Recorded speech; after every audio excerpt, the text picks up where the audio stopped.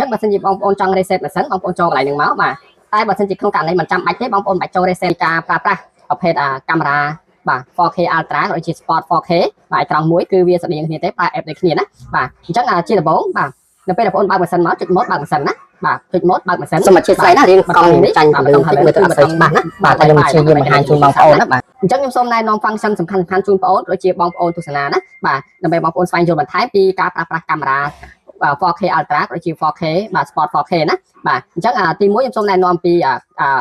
មុខងារ lock record នេះណាបាទ lock record នេះគឺជាការកំណត់នីតិថតណាបងប្អូនបាទអញ្ចឹងបងប្អូនសេលេចចូលមកបាទមានការកំណត់នីតិពី1 2 3បាទ5ទៅ10ណាបាទនេះជាការកំណត់នីតិថតបាទឧទាហរណ៍ថាបងប្អូនចង់1នាទីផ្ដាច់ម្ដងបាទ2នាទីផ្ដាច់ម្ដងឬ3នាទីផ្ដាច់ម្ដងណាបាទអញ្ចឹងបើសិនបងប្អូនយក3នាទីណាអញ្ចឹង3នាទីគឺផ្ដាច់ម្ដងហើយថតអូតូទៅទៀតណា3នាទីផ្ដាច់ម្ដងហើយថតអូតូទៅទៀតណាបាទអញ្ចឹងបងប្អូនយក select យក3នាទីមកជាទូទៅបងប្អូនយក2ឬ3បានហើយបាទកុំឲ្យនាទីវែងពេកណាបាទទី1យើងពិបាកក្នុងការដោន1នាទីវែងពេកមេធំយើងពិបាកក្នុងការដោនចេញណាបាទអញ្ចឹងយើងយក1 2បាទឬ3អាស្រ័យទៅលើបងប្អូនណាគាត់ថាងាយស្រួលឬក៏ចង់បានទំហំឬក៏នីតិប៉ុណ្ណាណាបាទអញ្ចឹងខ្ញុំកំណត់ម៉ាស៊ីនសម្រាប់ប្រភេទ 4K Ultra ត្រង់2នេះបាទត្រឹម3នាទីណាបាទ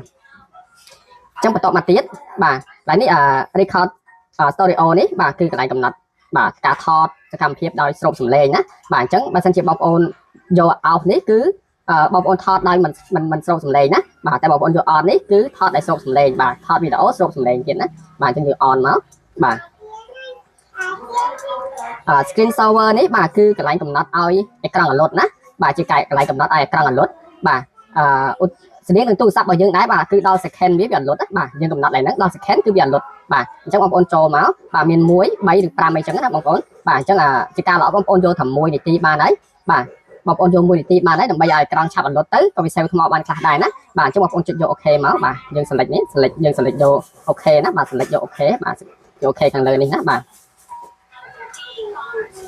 auto power off នេះបាទគឺកន្លែងកំណត់ឲ្យម៉ាស៊ីនអាឡុតណាបាទអញ្ចឹងបើសិនជាក្នុងករណីដែលបងប្អូនបើកម៉ាស៊ីនចោលបាទយើងបើកម៉ាស៊ីនចោលអញ្ចឹងម៉ាស៊ីនអាចនឹងដំណើរការរហូតដល់រលត់ណាដោយមិនប្រើប្រាស់ហ្នឹងបាទបងប្អូនបើកម៉ាស៊ីនចោលប្រើប្រាស់ទេវាអាចបើករហូតដល់រលត់បាទអញ្ចឹងបើសិនជាបងប្អូនចូលកំណត់កន្លែងនេះបាទបើសិនជាបងប្អូនចូលកំណត់កន្លែងនេះគឺបងប្អូនអាចកំណត់បានថានៅពេលដែលបងប្អូនបើកម៉ាស៊ីនចោលក្នុងនីតិណាមួយគឺវារលត់ឲ្យស្វ័យប្រវត្តិតែម្ដងអញ្ចឹងបកាការពារនៅពេលបងប្អូនបើកម៉ាស៊ីនចោលណាបាទអញ្ចឹងយើងយក3នាទីទៅបាទបងប្អូនកំណត់យកតែ3នាទីទៅអញ្ចឹងក្នុងកលៈទេសៈណាមួយដែលបងប្អូនច្រឡំបើកម៉ាស៊ីនចោលបាទច្រឡំបើកម៉ាស៊ីនចោលដែលមិនប្រើប្រាស់ទេអញ្ចឹងក្នុងអំឡុងពេល3នាទីគឺវារលត់ដោយស្វ័យប្រវត្តិតែម្ដងណាបាទនេះជាមុខងារល្អមួយការពារក្នុងករណីបងប្អូនបើកម៉ាស៊ីនចោលណាបាទនេះគឺ date time កន្លែងកំណត់ម៉ោងបាទថ្ងៃខែណាបាទអញ្ចឹងបើសិនជាថ្ងៃខែខុសបងប្អូនចូលសេរីកន្លែងហ្នឹងមកប៉ុន្តែជាទូទៅគឺវាតែងតែស្វ័យប្រវត្តិណាវាអូតូស្វ័យប្រវត្តិនៅពេលដែលយើងកណ្ដេកជាមួយទូរស័ព្ទរួចបាទបើសិនជាក្នុងករណីដែលមិនស្វ័យប្រវត្តិទេមិនអូតូទេបងប្អូនអាចចូលកំណត់កន្លែងហ្នឹងបានណាបាទនេះគឺកន្លែង format បាទអញ្ចឹងបើសិនជា memory បងប្អូនពេញបាទពេញមិនពេញក៏ដោយបើសិនជាបងប្អូនចង់ format បងប្អូនចូលកន្លែងហ្នឹងមកបាទបងប្អូនចូលមកបងប្អូនរើសយកពាក្យ OK មកបាទអញ្ចឹងគឺវា format សម្អាត memory យើងហើយណាបាទបន្តមកទៀត